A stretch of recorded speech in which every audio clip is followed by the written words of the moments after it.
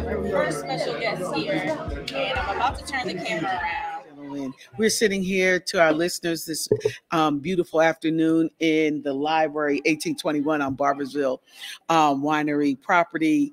Such great wines. Sit back, relax, and get ready to enjoy the wines here in the Swirl Suite. First of all, everyone, cheers. Yes. Cheers to Monticello Wine Week. Cheers. I got nothing in the glass, but cheers. Absolutely. Good. Cheers to if Virginia we can start wine. out with some short introductions. Everybody introduce yourself. Let's start with you. My name is Luca Paschina, and I live here on the estate. I moved from Italy 34 years ago from Piemonte, close to France. I grew up in a family of winemakers, and I came here just with a couple of months assignment as a consultant, and I fell in love with Virginia. The beautiful landscape, the potential of the soil and climate, beautiful people. Few winemakers were already here experimenting. They were pioneering times, and I felt there was a potential, and I stick around. For a long time at that, yes. Yeah, so Stephen Barnard from South Africa came over in 2002, met a girl, and found it was the easiest way to get a green card. So I ended up staying, and she's my wife. And well, that was your way to still, go. Right? She is still the same girl. Right? Yeah, she's amazing. She's awesome. She can do better. But just a farmer, just a consumer, and just a lover of all things Virginia. So I'm happy to call this home now. My name is Bula Gerber. I'm also from South Africa. Studied, lived, and worked in South Africa for most of my life, and then heard about all the exciting things happening here in Virginia. So I came out to see what's happening about a year and a half ago, and like my two friends on my right, I fell in love with Virginia and brought my whole family over exactly 1 year ago. So so that's what I do. Outstanding. You guys got to tell us, what is special about this part of Virginia? What is special about Monticello that kept you here? I'm the newest, so I'll just sort of give my impression. That is something that I need to wrap my head around. It was quite ironic. I know I saw Luca a few weeks ago in Richmond, and he said to me, ironic that the Southwest Mountains was part, I think, was it 400,000 years ago, where there was a continental shift and the East Coast clashed with Africa. So the Southwest Mountains is very similar to Table Mountain, the same geology. So what is different? Maybe not as much as I thought, but I'm still figuring out. That's the beauty of the winemaking in here in Charlottesville region, the Monticello wine region, is the soils are really unique here. It is quite fertile, relative good rainfall, and humidity to make it more challenging. But I think just the combination would be found here. But the beauty is Luca and we're quite close together, and ironically Stephen as well. And we are sort of this greatest Southwest Mountain region of Charlottesville is very different if you go 40 miles over towards the Blue Ridge, Afton. So there's a lot of different, and then if you go over the mountain into the Shenandoah, again, very different. So I probably didn't answer your question. No, you did. But it's just a combination. I don't know, Stephen, what your take is. Yeah, I mean, take it away from a geological aspect, which Bull is rightly pointing out to. I just love sort of the collaborative and the transparency and the spirit of helping each other, recognizing that we are a young industry, but very new, really only started in the 1970s. So we have a lot to learn. And the way we learn is by talking to each other and learning from those that have been here for many, many years. And, the whole raising tide, raise all ships kind of analogy, and we're stronger together than individually. We can still create wines that are individualistic of where we work. But at the end of the day, we're trying to move the needle of Virginia. And within that, the Monticello AVA, which is diverse and makes incredible wines. There's not a single wine that you can pick out to be Virginian. There's a bunch of wines that are making world-class wines. And I think that spirit of entrepreneurship and experimentation and not being constricted by norms and boundaries, I think for winemakers, that's actually really exciting to be able to experiment and try new things and have that be embraced by consumerism. And that just means, moving forward really, really quickly. And that's exciting to be a part of. Well, yeah, one element that I found of great interest here was the fact that Virginia was still a region had to be discovered and developed. I had a fortune to spend 6 months in Napa Valley, 1987, from January to July, working in Napa Valley, which was already very successful back then. I even was offered to work there in 1989, And I didn't take the opportunity because I was really in my late 20s. My dream was to work in a region that was more wild, more up and coming. I left Italy where everything, I was from Piemonte, Barolo, Barbaresco, very important wine district. Everything was already predetermined. And Napa Valley, Chardonnay, Cabernet Sauvignon, which are beautiful wines, but was already very busy, lots of people, lots of traffic. And I was always attracted in my young years to be in a very immersing wilderness. And so when I came to Virginia, I found a region was not yet established. I was living in a farm that is surrounded by tens of thousands of acres of land on scenic easement. In the evening, everything turns dark here. You see the stars. And I felt this is the place where I'm going to be immersing nature of beauty, landscapes. And I got a chance to be one of the first winemakers to establish a new wine district. So I stick around, and I'm glad I did, because now there are great winemakers from all over the world now coming over here, because it's really there's so much fermenting, not just in the cellar, but in our mind and in the mind of all winemakers from many different backgrounds. We're planting different varieties of grapes. Something works, some didn't. What doesn't did it, that don't, we discontinue them. Yeah. So it's very dynamic. We're very close together, and it's rare to find. My hope is that as we are becoming more known, more popular, and we are, that we will continue this this relationship of sharing information and raising the title together. I haven't heard of anybody yet trying to take a position to be, hey, I'm more successful than all of you. I don't need you anymore. And I hope that day will never come.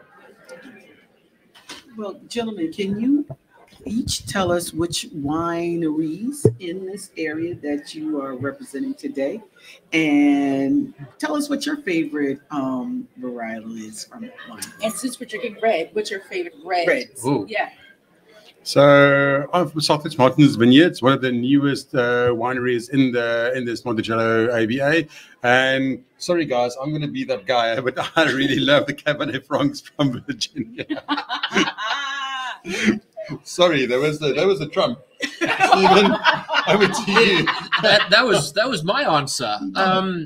I worked at Keswick Vineyards for 21 years, and I was very proud of the Cabernet Sauvignon that we made out there, because if you think of a climate that is really not conducive to doing that consistently, Virginia's that hot and humid. So while I love Cabernet Franc, and I think Virginia does it incredibly well, I was very proud of the Cabernet Sauvignon that we did out there, just because it sort of stood out for one of those rarities that we could make year in, year out for the most part, right? And that's what we're pouring tonight as well, which is great.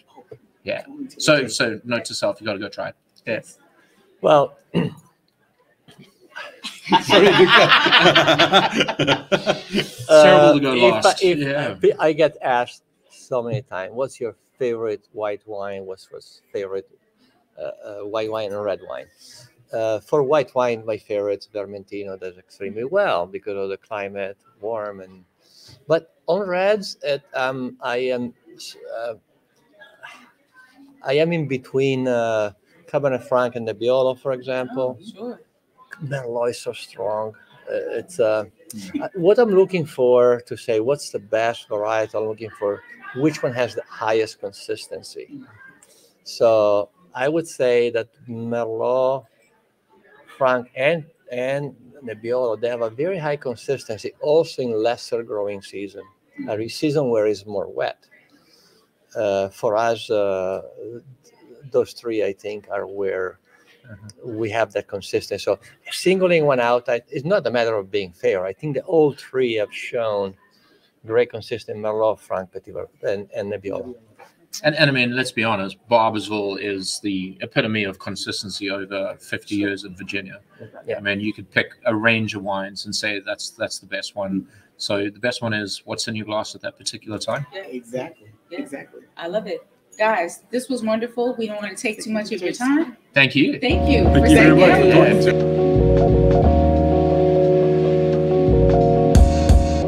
Swirl Suite listeners, now we have with us Horton Vineyards, as you can see.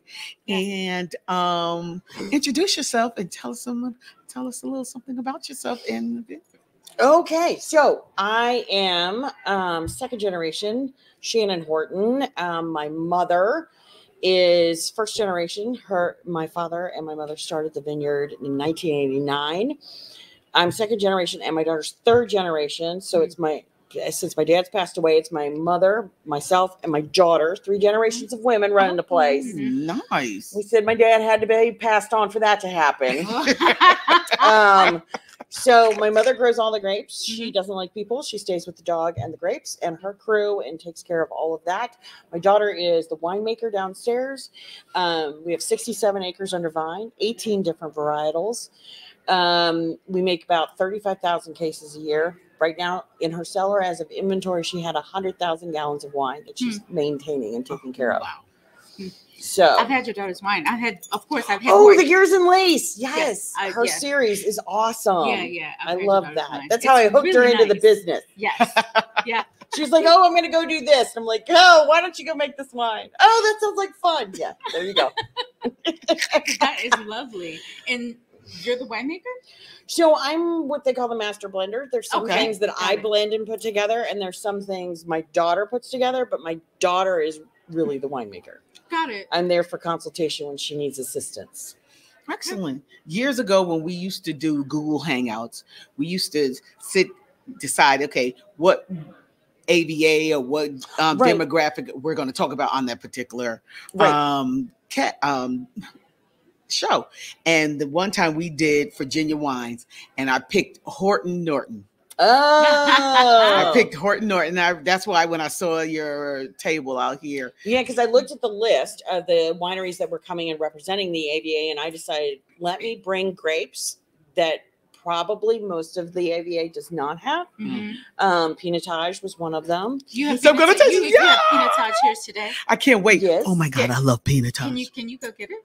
Right now? Yeah. Can we taste it while you're on? Did you want to hit pause? or No. something? You can talk. No, and I'm going to take this to the head. And So Pinotage is my daughter's favorite grape, actually. It is often called the orphan grape, cultivated and created in 1925 in South Africa to help them out with their Pinot Noir issue. And they crossed Pinot Noir with Cinsault. Exactly. It's got I was that Pinotage just nose. And that's a classic to our listeners. Pinotage is one of those wines where it may turn you off on the nose, but if you can get past that initially and get it on the palate, it is outstanding. It's a great grape. It is really neat. It's very versatile. This is lovely. Thank you. Yeah. She works really hard at it. Yeah. Yes. So why Pinotage out of all the grapes? So my dad started growing Pinotage to try and supplement his Syrah. Because Syrah can be very finicky in Virginia. And he wanted to supplement the crop to get more consistency, and he needed smoke. And so the Pinotage worked because of the smokiness on it. Wow. Yes. Oh. Pinotage from Virginia. Yes. Wow. So we were one of the first to bring Pinotage here. Outstanding. And what are the other 2 grapes you're presenting today, or wines that you're So I brought the Norton, of course. Horton Norton. Norton. That was another one that not a lot of people in the AVA have captured, but it was always my mother's favorite grape. So we went and got slips from Stonehill in Herman, Missouri, from the same slips of grapes that came from Virginia, and then brought them back here and then grew them here. And then I also brought a port to 2009. It's a blend of Touriga Nacional and Tinta-Cala. Wow. So my dad put in Portuguese grapes so he can make port. Oh. And I didn't have time to dig out the 1995. Wow. The diversity. Well, excuse me. Yes. The diversity of Horton is just We have 63 active labels currently. Wow. So now who's managing all of that? Hi. Oh, you're doing. Wow. Wow. I'm the logistics lady. Logistics, So I'm master like, blender. we need to make this. Oh, we got to do this. Oh, we're getting low in the warehouse on this. Like, you need to gear up the cellar because we're going to be making this. Yeah. Okay. Huh. Wow. Yes. Did you always want to know that you were going to be in the family business? So I have another job. You do not have another job. I am a full-time quality improvement coordinator for the University of Virginia Medical Center. Wow. I'm speechless. I didn't expect that. Me neither. Yeah. So I do that full-time and the winery full-time.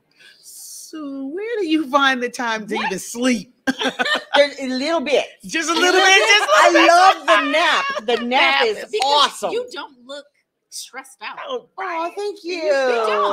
no wrinkles. Just No, if you get pudgy, you don't get wrinkles. wrinkles. And it's self-colonization filling. All natural. All natural. Oh my God. I'm just like, yeah, and then my daughter had hip surgery last harvest. So she was not able to stand more than 20 minutes at a time. Wow. She had hip surgery 2 weeks before harvest. So I was running the crush pad, the upstairs, my other job. Oh, wow. So growing up, this is what you know. Like, this is. Yeah, people ask all the time, what you guys do on vacation? I'm like, what do you mean? What is vacation? Got it. Like, went on vacation. It was to go visit another winery to figure out some other project we were going to start. Okay. Right. Okay. Right. Wow. Like we never, 5th and 6th grade, we went on family vacation, and that was the last time. Wow. 7th grade, we started going to wineries in California and in France, and that's when the whole winery thing came through. So, did it feel like a vacation? I mean, I didn't know any better. You didn't. Right. Okay. I didn't know At any that better. age, you. Okay. Yeah, you don't know any better. But then all of a sudden, like you're, 18, and you're like, what the hell? Everybody's talking about going here and going there, and I'm like, I went home. I worked. I went to a festival. I slept wine. I picked grapes. Like, I mean, it's a whole nother deal. Okay. So, but yeah, we never really, and I do the same thing. So on my honeymoon, I did reconnaissance missions. I hadn't been out to a lot of the wineries in the state of Virginia. So we just did a staycation, and my husband just drove me around to a bunch of different places. Oh, Okay. wow. So is your husband from here? My husband's from Syracuse, New York. I met him on a blind date in Virginia Beach. We did a long distance relationship for 5 years before he moved up here. Oh, Wow. I was like, what are you doing? Because I'm getting married. Like, are you coming? There you go. So, but yeah, and he helps out. He has a full-time job. He's a nighttime truck driver. And he helps me out and goes to festivals with me. And he helps me in the warehouse and runs the forklift. And he's our safety officer. Because, we had people that signed that and then they kept leaving. And I'm like, you ain't going nowhere. So you're going to don't sign this marriage contract. It's over. It is all she wrote. So what was the impetus behind your dad deciding this is where he wanted to start a winery? My mother. Your mother. Okay. Because he came back from California and he was going to start a winery, and he went out to California and he was actually going to buy land out there. And he came back from California on a midnight on the red eye, and he was like, Sharon, we can really do this. And Mom looked at him and said, I don't know what you're doing, but I live in Virginia. And that was the end of it. Okay. In other words, I'm not going anywhere. So you might as well get to planting. Gotcha. Yeah. Totally understandable. Yeah. And she comes from a farm family and ran a Columbine when she was, 15 years old. So, and she was a nurse before that. And so she was really good with the spray program and very particular. And so, and she's had the same guys come back and be on her crew. I think the least amount of time somebody has worked for us is 5 years. Wow. The most is 25. Wow. So. Well, it's a pleasure to sit down with you. It was fun. And you are. I gotta go meet everybody else now. Yeah, but you are a great podcast guest. Yeah. Because you're entertaining and knowledgeable. That was the theater major. Oh, were you? Oh, she's a Jill of all trades. I had a scholarship to theater for college. Oh, the first time around. The first time. Then the next time I went to class and actually got a degree. Because your parents are like, you better get this right. Yeah. And I got a nursing degree. Oh, wow. Wow. So, thank you so much. Thank you so much. Oh, Shannon. my God.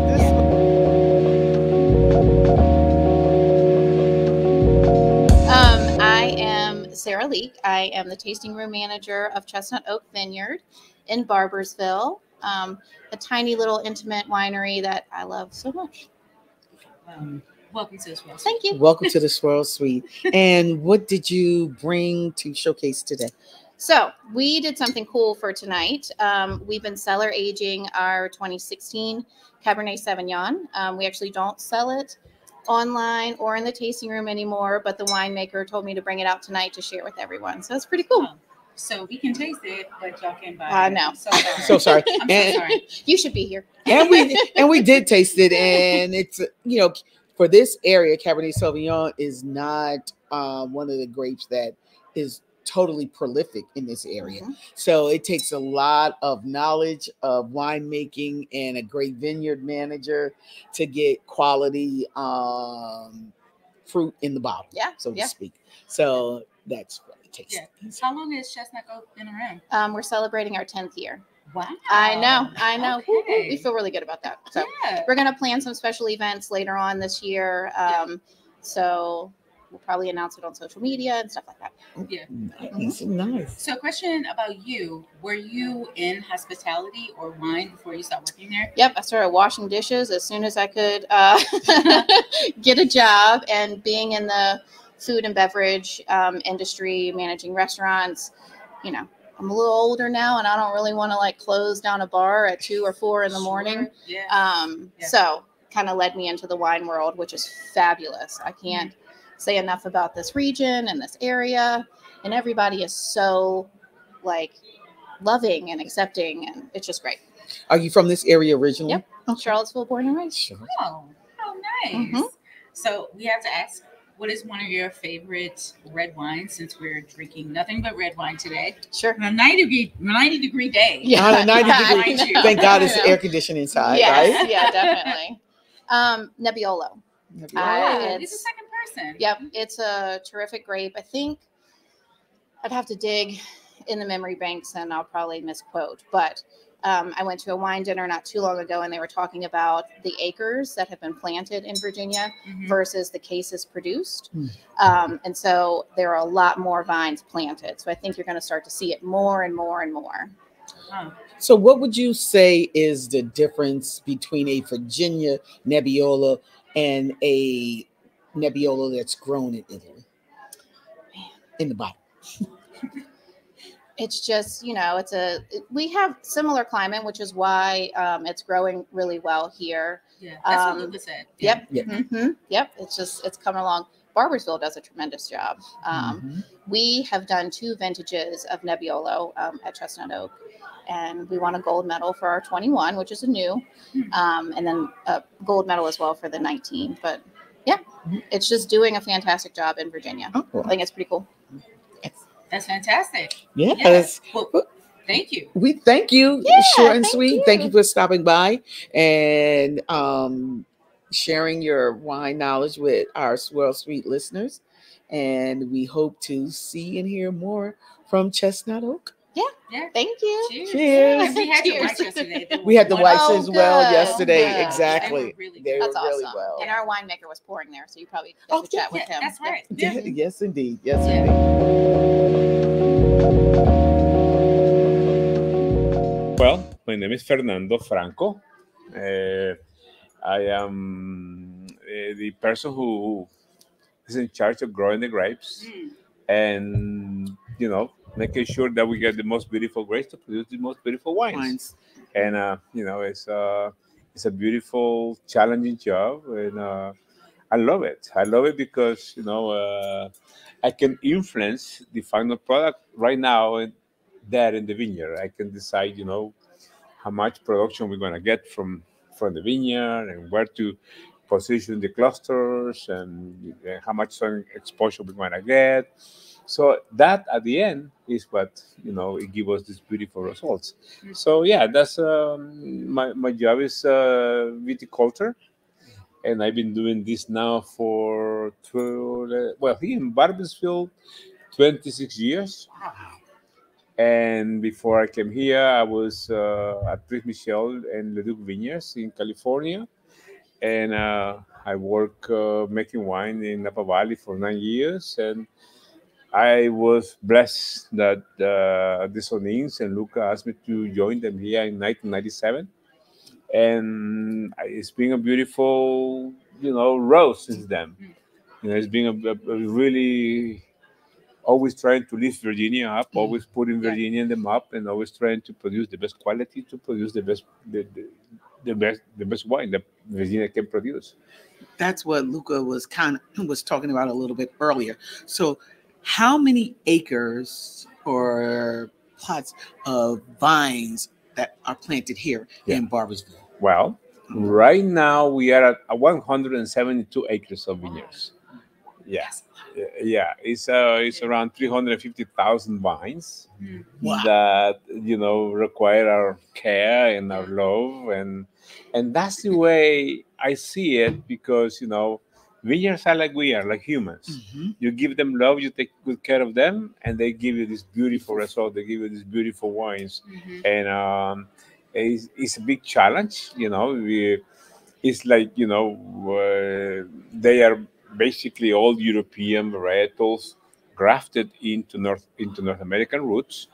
Every single vine that you see around the world is basically two plants put together, and that's the way that Barboursville is at this point too. Because the phylloxera is you probably are aware of all that, which is great. And that's the challenge. That every year take care of 100 and some acres of vineyard is a lot. It's a lot of work.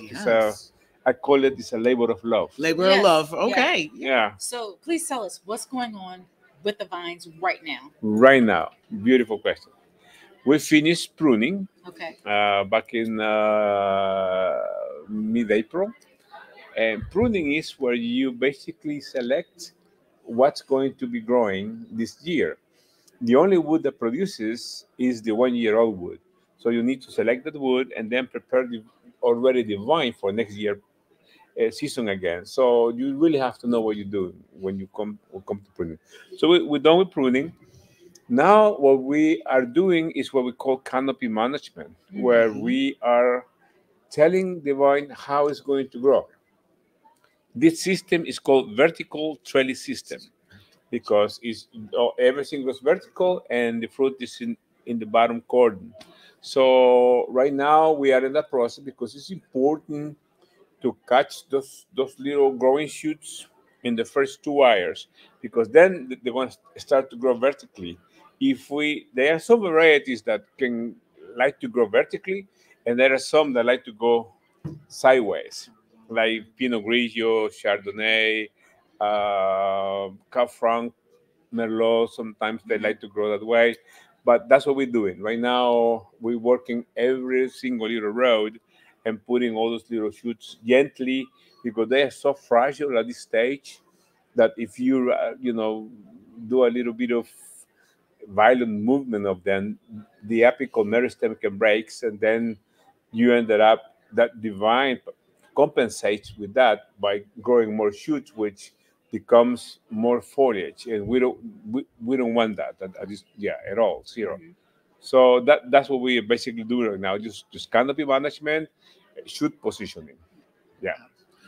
So really quick, the mechanization of picking. So is it are your vines hand picked or is it machine picked? 98% machine pick. Yes, 98% machine pick.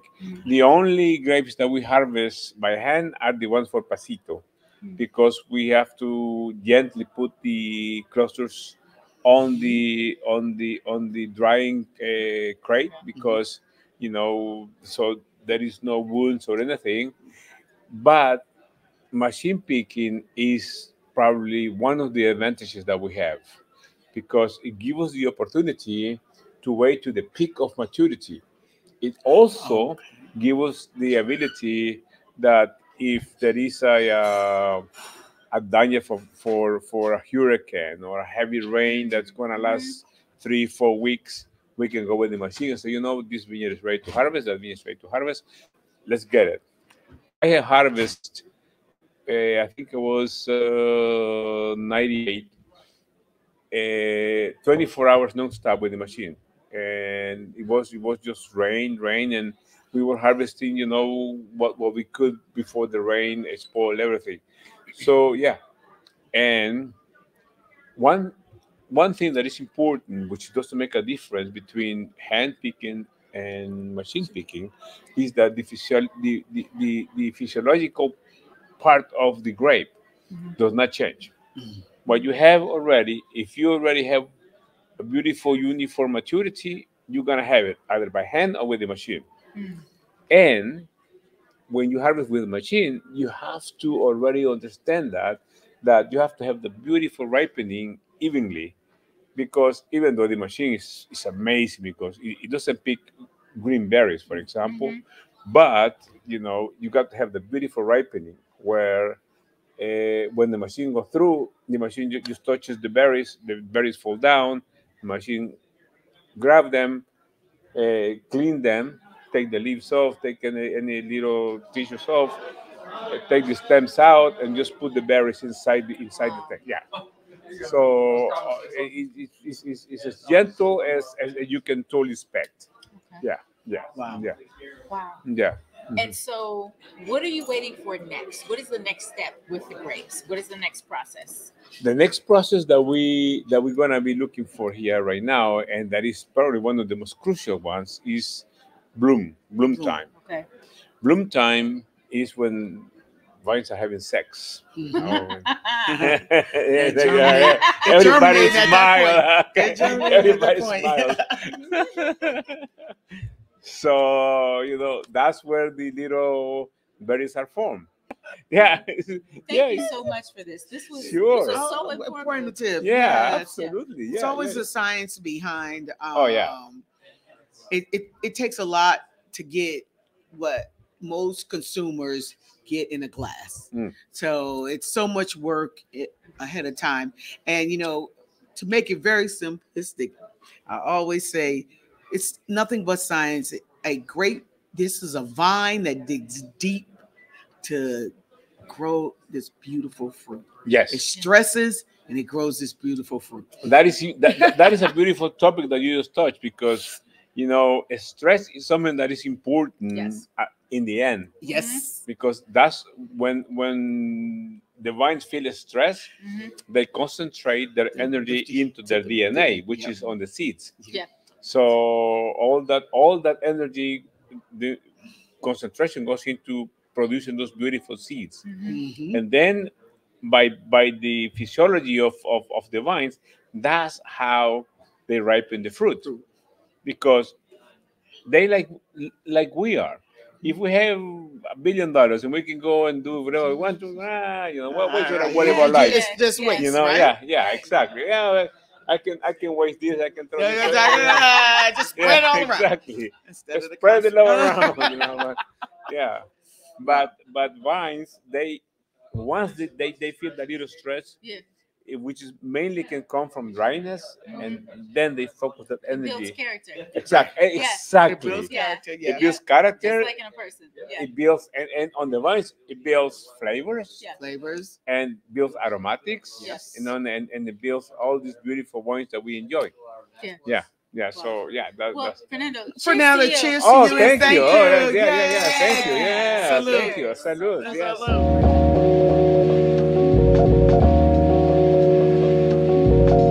We are here at Monticello Wine Week with Keswick Winery.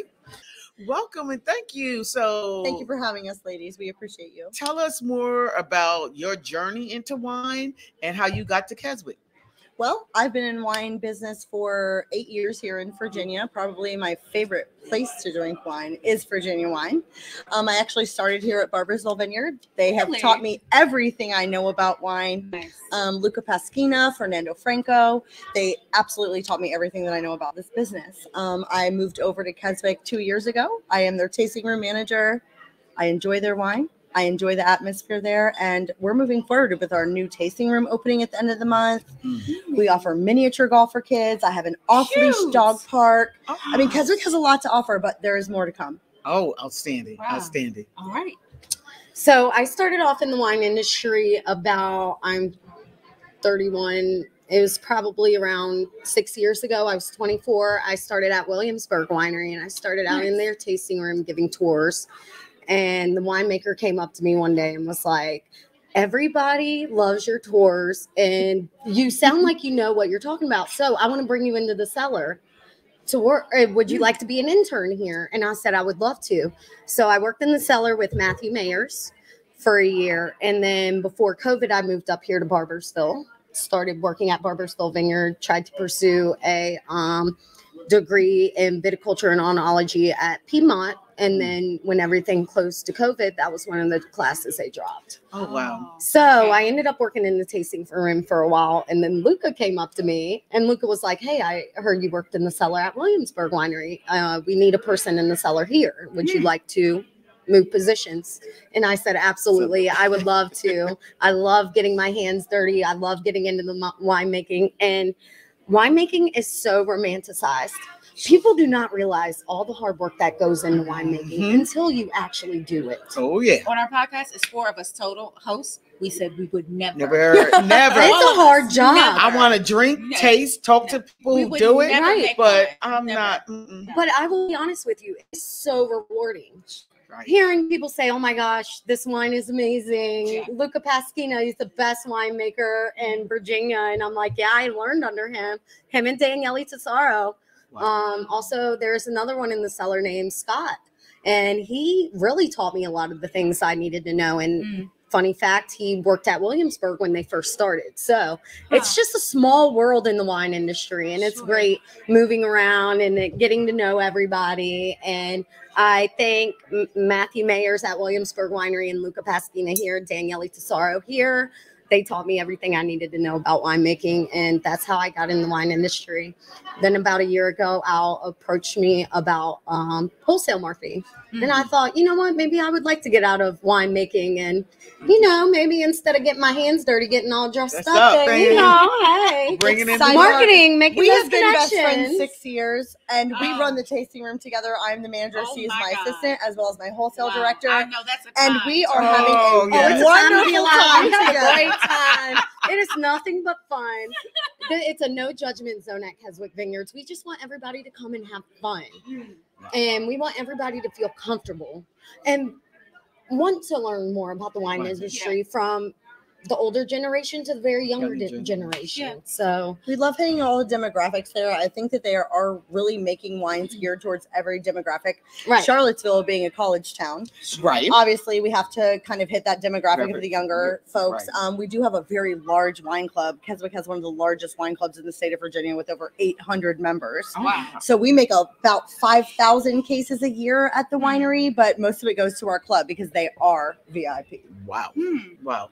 What do you think is the draw to having the largest wine club in Virginia? What do you think that draw versus these other wineries here in this ABA? What gets us the biggest plus? Yes. Number one, the wine. We are focused on wine. Stephen Barnard has been the winemaker there for 24 years. He makes a very elegant, beautiful wine. That is why people keep coming back, and they will always come back, is because the style of wine we create. Okay. He's South African, which is Yes. kind of unique for Virginia. There's not a lot of South African wineries in Virginia at all, like winemakers that, oh my gosh, SMV did bring over a new winemaker. Okay. He is one of the top 5 out of South Africa, and him and Stephen are friends. Oh, okay. So, I mean, it was really cool to see that connection. And Stephen, passion, number one, passion. Passion. Passion comes through in the wine. And I totally agree. Because if you don't have a passion for this, in making the wine, it's not going to present itself in the glass. True. And that correlation, I think folks need to realize. You have to have a passion for the beginning to the final product. And if you're a startup, that could be 5 years. Absolutely agreed. At a minimum. At minimum. At a minimum. At a minimum. Keswick is 24 years old this year. Yeah. So they have kind of helped Virginia wine get started. I mean, Barbersville were no comparison. They started in 76, you know. But to be where we are now and the medals that they have achieved at this point and the wine that they are producing and will produce moving forward is something very special for Virginia. Wow. Speaking of glass, what did you just pour us? So this one here is our Cabernet Sauvignon Block 7. This one here is the oldest block on the property. It was planted back in 2000 when Al and Cindy purchased the property. With this, it was aged 14 months in French oak. Our winemaker likes to utilize a lot of French oak because it will give your wine a mellower taste due to the tighter grain and slow season of the barrel. Stephen is South African, so a lot of his wines are more alcohol forward. And with the French oak, that will help mellow out the taste of the wine. Nice. South Africans tend to make higher alcohol with less filtering. They want to leave the flavor and be true to the varietal of the fruit. Oh yeah. Oh yeah. I love South African. Let's go South African wine. I'm surprised Keswick does not do a pinotage. That is surprising, isn't it? It does not grow well here. Pinotage is hard to get to grow in our clay climate with the soil and the hot, humid summers. It doesn't do super well because we don't have very good drainage. Okay. Interesting. Interesting. So, personally, what are your, you know what, you're drinking white, so you're going to have to tell me. I'm drinking both. She's too-fisting. I understand. This is how we do it at Keswick. Okay. Listen, At I a do red not wine discriminate. showcase, she don't discriminate. Okay, so both of you, Cheers myself. tell Cheers. me what red wine or what white wine you would drink if you were going home right now. What would you drink? So I would drink the Cabernet Franc Block 7. I really enjoy that one. It was in French oak for 12 months. It reminds me of an old world wine, and I'm more into the old world tradition, the old world wine style. And so it reminds me a lot of that. The tobacco, the earthiness, that's just my thing. Okay. All right. Now we have really different palates. She sure If I'm does. gonna go home, I'm running to rosé all day, all year. I am a rosé Hey, queen. girl, I will always drink rosés. I don't care if it is oaked, if it is stainless steel. I will probably try your rosé Do you no have a matter. preference of style or grape? Oh my gosh, I love Merlot base and I also love Cab Franc base. Oh, okay. Ooh, At Keswick, we make a very interesting varietal What of mean rosé. interesting? Chamberson and Toriga. Oh, that's interesting. It's And very unique. interesting and unique for Keswick Vineyards. And we also barrel it down. So it is Huh. a oaked You rosé. barrel your rosé. We barrel it on down, girl. Oh, y'all should be pouring Wow. that here. We also It's the red wine showcase, But y'all should babe. have had it under the table for us. we Like, also I know, offer we a have stainless flips steel on rosé. Okay. So like we like to hit every demographic, as I said Okay. earlier. Okay. Nice. So we do offer a couple different styles of rosés. I like it. That's probably what would be my go-to, especially on a 90-degree day in Virginia. Mhm. Oh, my, Yeah. yeah. Yeah. Yes. Yeah. Wow. Well, ladies, I know Thank you you. so much for joining It us. was Swirl so Suite much Podcast. fun. Beautiful queens. I appreciate you guys. Let's Come cheers. out. Thank to friends. you. Cheers to Monticello Wine Trail Week. Yes.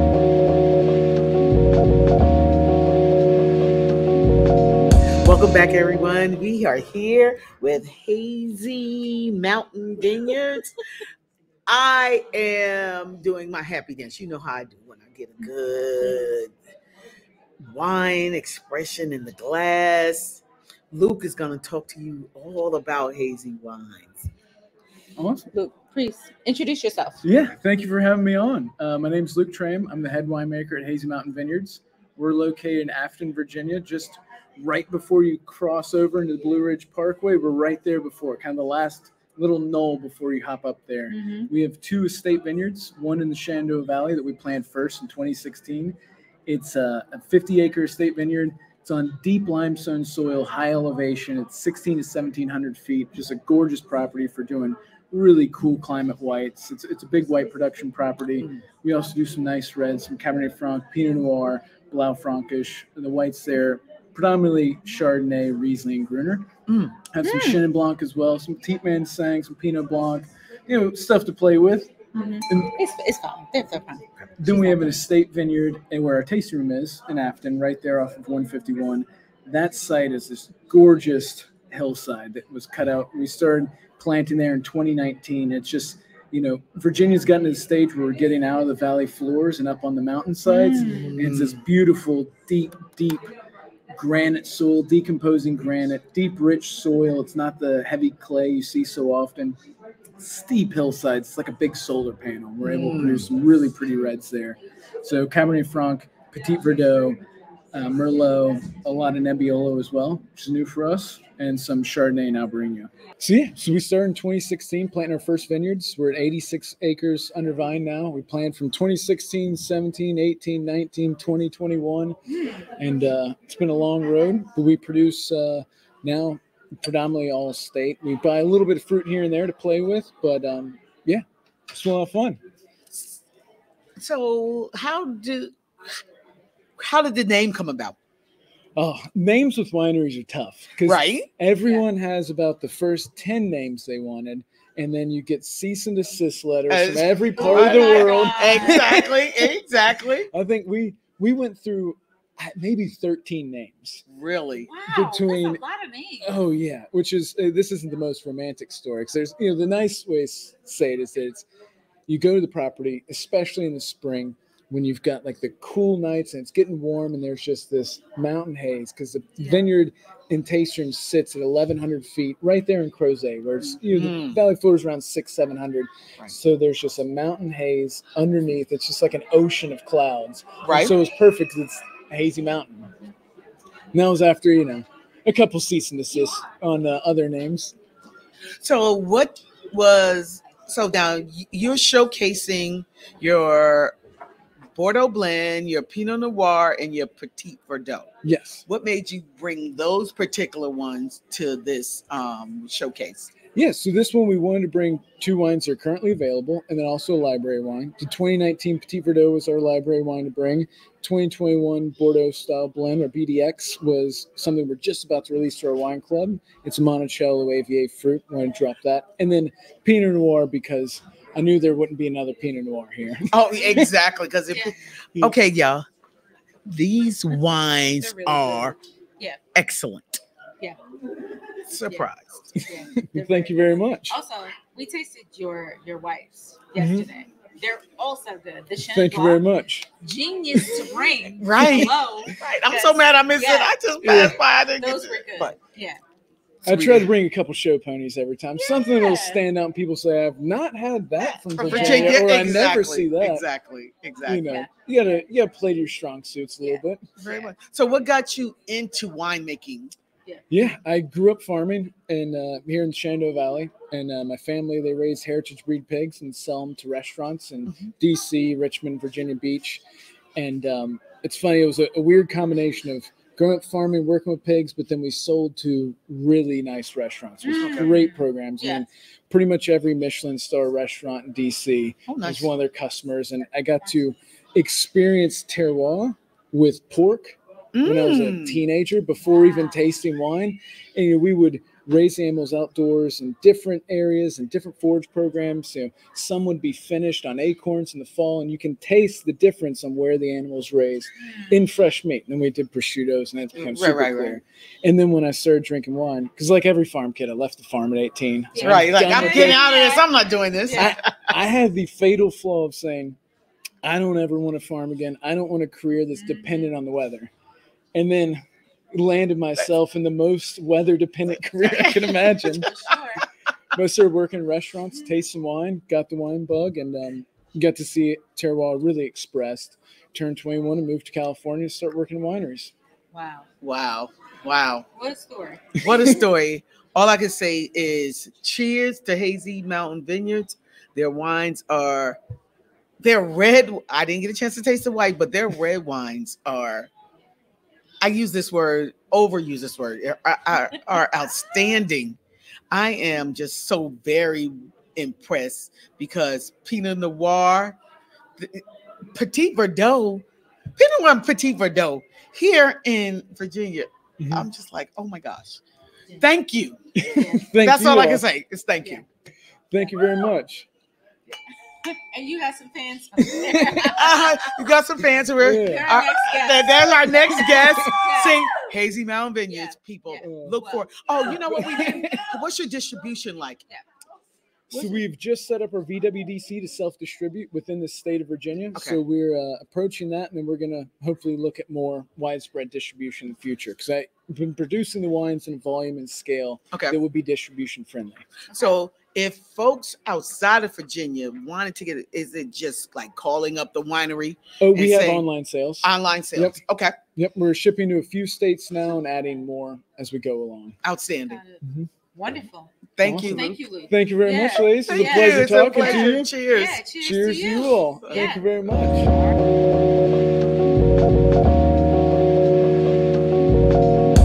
Welcome to the Swirl Suite, ladies. Thank you for having us. Oh, you are very welcome. You are very welcome. We're recording live from Barboursville Vineyard here in Monticello Wine Week, and these are some guests. And we decided. She parked in Jersey. She's from New York. Yeah, we're real close. And we all just think she's such a.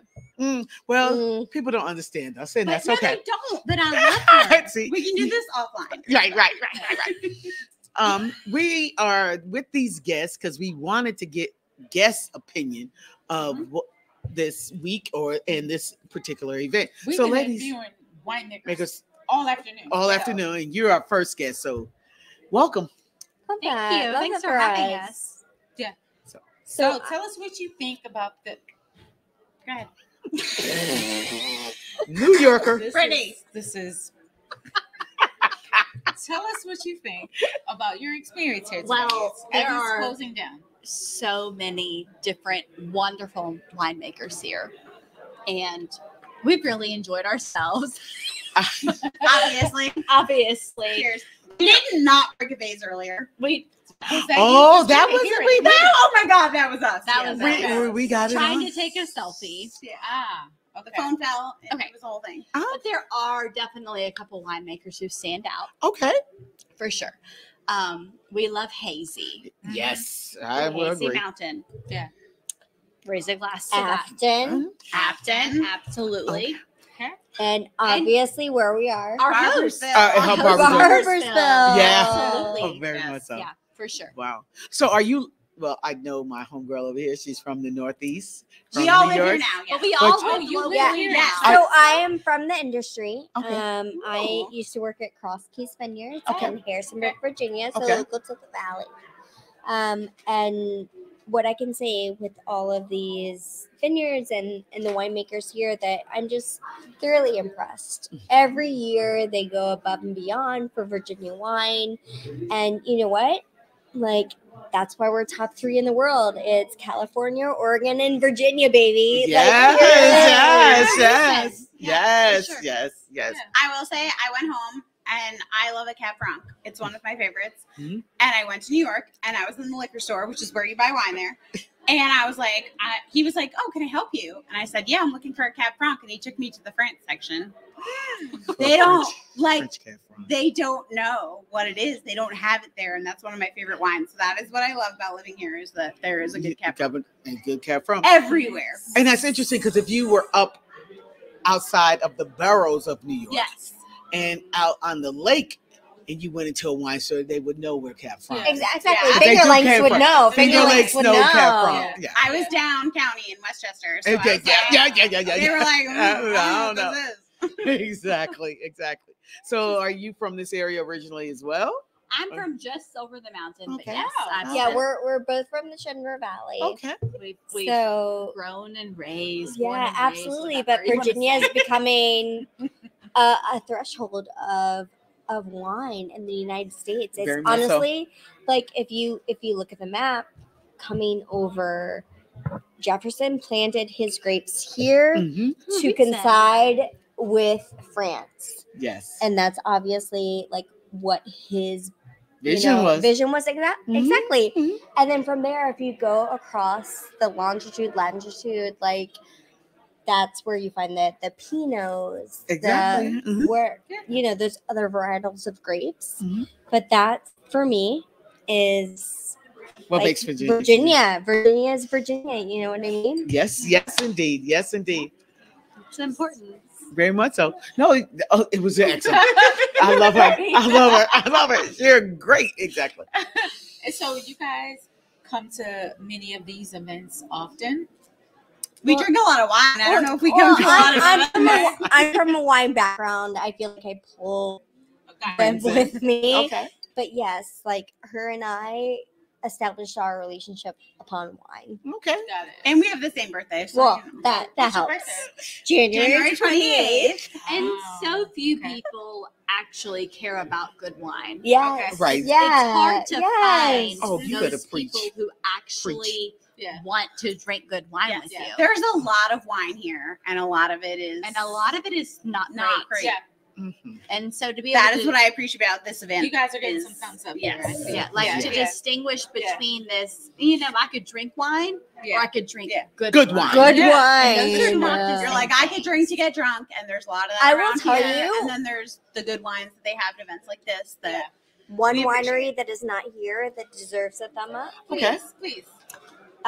is Glass House Vineyards. Ooh, I love Glass House. Glass House? And Glass House. So you did have you guys to try go. Hark out there? Yeah. Yes. So Glass House is literally a couple miles down the road from Hark. It's in Earlysville, and So good. it's a complete, literal glass It's a greenhouse. house. It's a greenery. Oh. It's got tropical jungles. All the It's got things. bridges. It's got fountains. It's But the wine is good. The wine is yes. Do you think we would be somewhere with the wine? Oh, is not good? yeah. I think you all would tell her. Yes. the wine is good, but the ambiance is better. Okay. Oh. And that's important. And when you get the combination of Yes. it makes it even taste better. Yeah. Oh, That it's makes you beautiful. more You mindful. should go They keep tomorrow. coming They have back. live music. It's lovely. Oh wow. You put music Hey, at a place with good Set wine. it up. Set it up. Set some it up, more. set it up. Oh wow. You know, Before we go, each of you share what your favorite red wine is, since we're at the Red Wine Showcase. Of course. So mine is Petit Verdot, grown that's a in good Virginia. I'm a little bit of a history nerd, so for me, the wine that has history of growing here is my favorite. Yum. Well, I love friends. I love friends. what I was going to say is that my favorite red locally, super near to where I am, is the Meritage from Cross Keys Vineyard. That's one of my favorites. You guys have to go there. You Yeah. do have to go It's- Cross Oh, Keys. it's It's worth it. lovely. That's another one. It's It's worth lovely. It's one of my favorites for sure. Nice. So my favorite is a Cab Franc. So I love being in the area. Like I said, they don't have this anywhere else. I did not know that this was a local thing.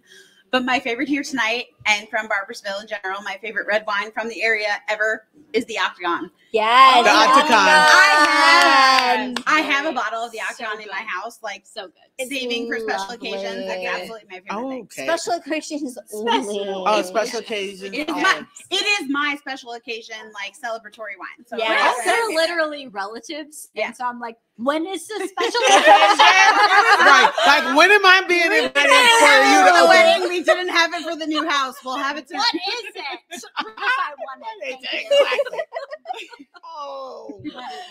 Thank you. Thank you guys so much. Thank you. Thank you. You guys are closing Thank out you. our show, So, so yes, thank you so much. indeed.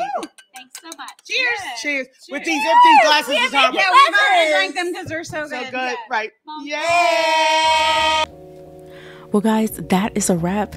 Thank you so much for the Monticello Wine Trail for inviting us to Monticello Wine Week and recording live. The wines are spectacular. If you're ever in Virginia and you're looking for great wine, head out to Charlottesville to the Monticello Wine Trail. Cheers. If you're ever interested in hiring the Swirl Suite to do a pop-up at your event, contact us at swirlsuite@gmail.com. Cheers.